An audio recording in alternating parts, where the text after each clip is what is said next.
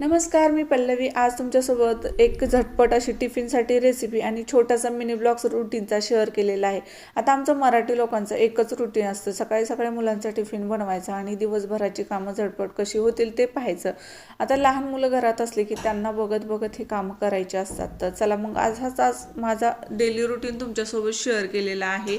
आता या पहिलीसुद्धा मी routine share केलेले आहेत, पण आजचा स्पेशल असा तुम्हाला रेसिपीसोबत रुटीन शेअर केला आहे. कारण सकाळी सकाळी उठायला उशीर झालता, मग झटपट टिफिन कसा द्यायचा हा सुद्धा प्रश्न असतो की नाही. चला मग तुम्हाला ती छोटीशी रेसिपी आणि आजचा रुटीन कसा वाटेल शेवटी नक्कीच कळवा कमेंटमध्ये.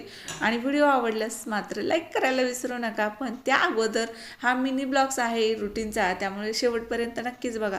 सकाळी सकाळी उठलं की ब्रश करून घेतला आणि मग पीठ भिजवलं. पिल्लूसाठी उशीर झालता, भाजी पोळी बनवायला होणार नव्हती आज, म्हणून मग एक छोटासा कांदा कोथिंबीर बारीक चिरून घेतली आणि मग थोडासा गोळा घेतला पोळीसाठी बनवायला. एक पोळीचा गोळा घेतला, पोळी लाटली. आपली जशी पोळी लाटतो लाटी बनवून तशीच मी सुद्धा लाटून घेतली. त्यावरती थोडीशी चटणी, थोडासा अंबारी मसाला म्हणजे हा चटपटीत मसाला, आणि थोडंसं चवीपुरतं मीठ आणि जिरे टाकायचे बरं का.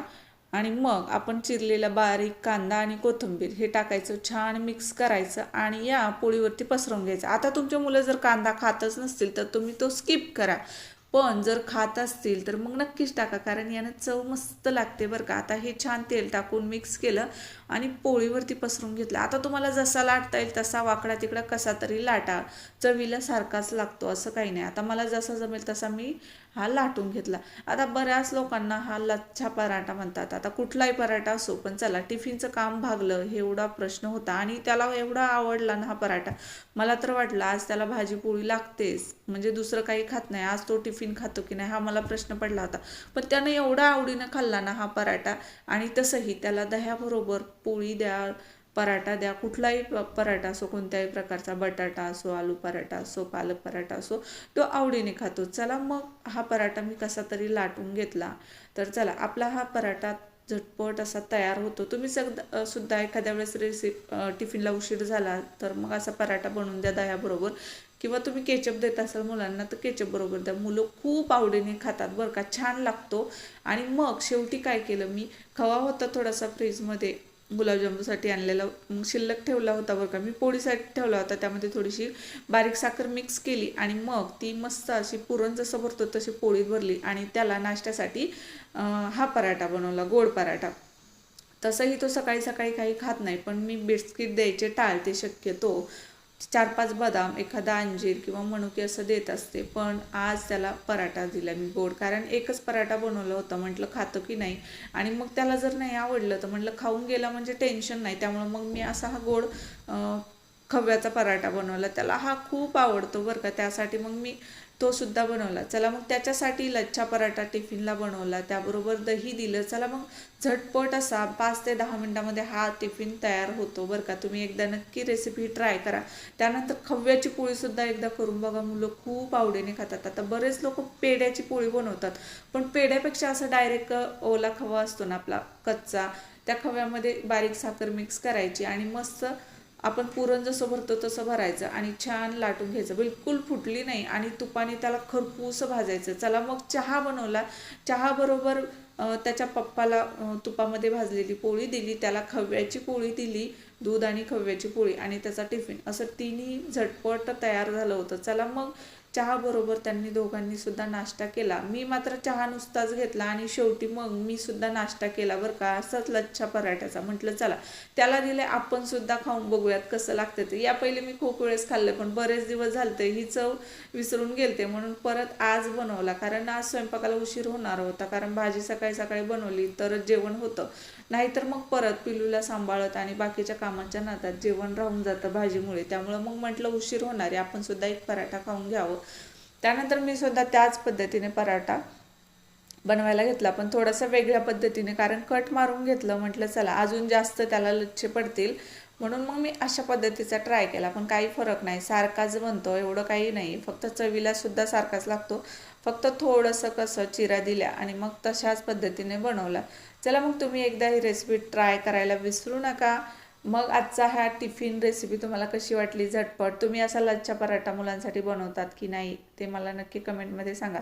मग हे सकाळी सकाळी टिफिन बनवता बनवता मग मी चहा घेतल्यानंतर टिफिन दिल्यानंतर तो गेला त्याचे पप्पा आणि तो, नंतर मग मी नाश्ता केला. तर हा पराठा खूप छान लागत होता कारण त्याच्यात चटपटीत अंबारी मसाला टाकला होता. त्याची चव एवढी आवडते ना आमच्या घरातल्यांना, पोह्याबरोबर तर खूप आवडतं आम्हाला अंबारी मसाला.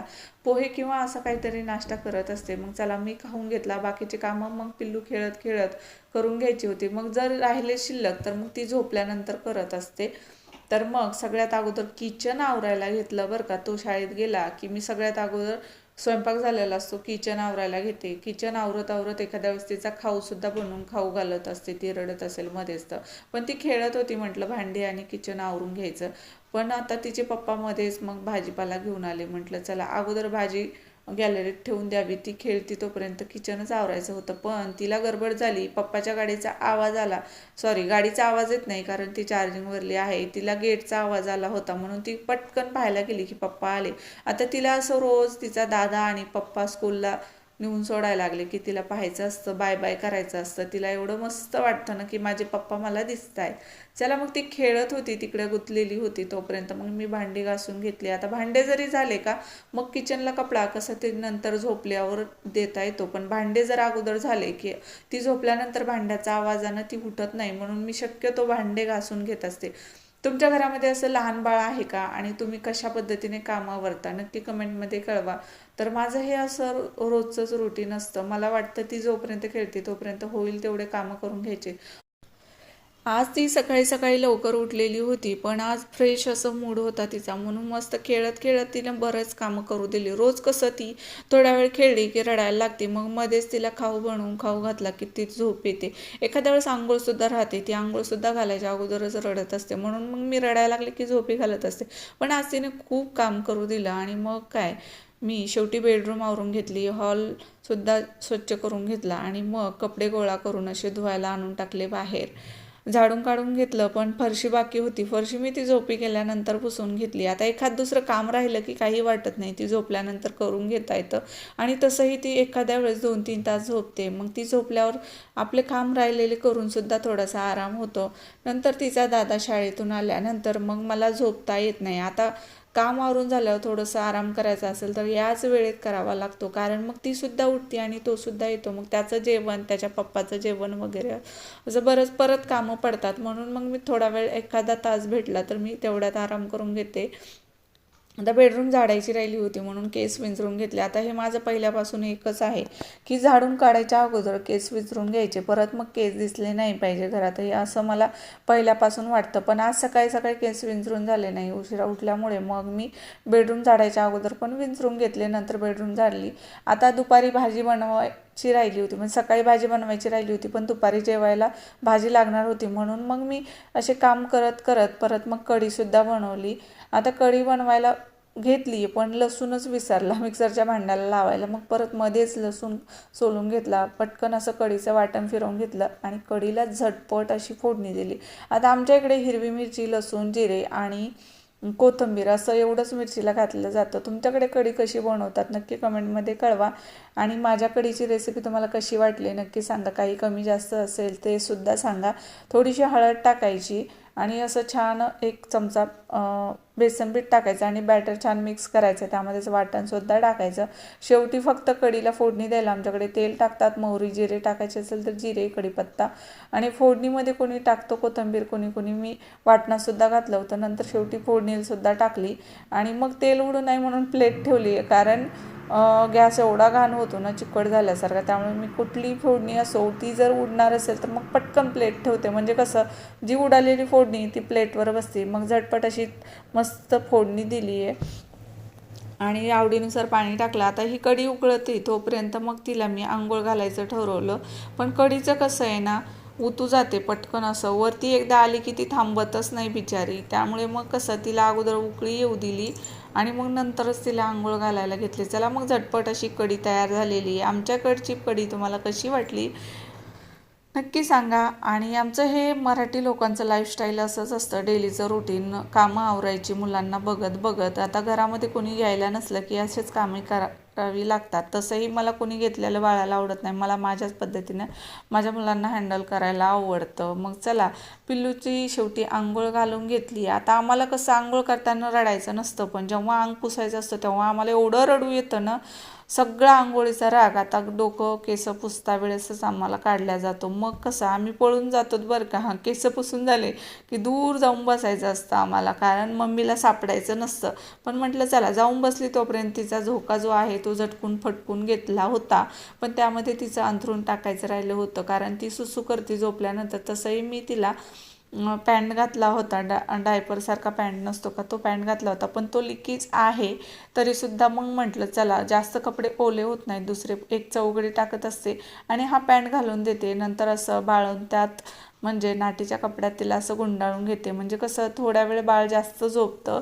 पण कधी कधी ती असं राहते, कधी कधी असं.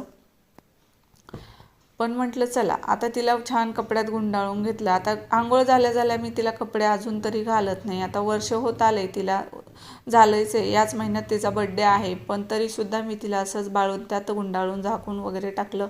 त्यानंतर नेट लावून घेतला, फॅनची स्पीड फुल केली, कारण तिला आवाज जाऊ नये कुठलाही बाहेरचा आणि ती भरपूर वेळ झोपावी म्हणून. मग मी तिला असं फॅनची स्पीड फुल करून देते आणि छान झाकून टाकते. त्यानंतर मग माझं जेवण बाकी होतं दुपारचं, मी जेवायला घेतलं.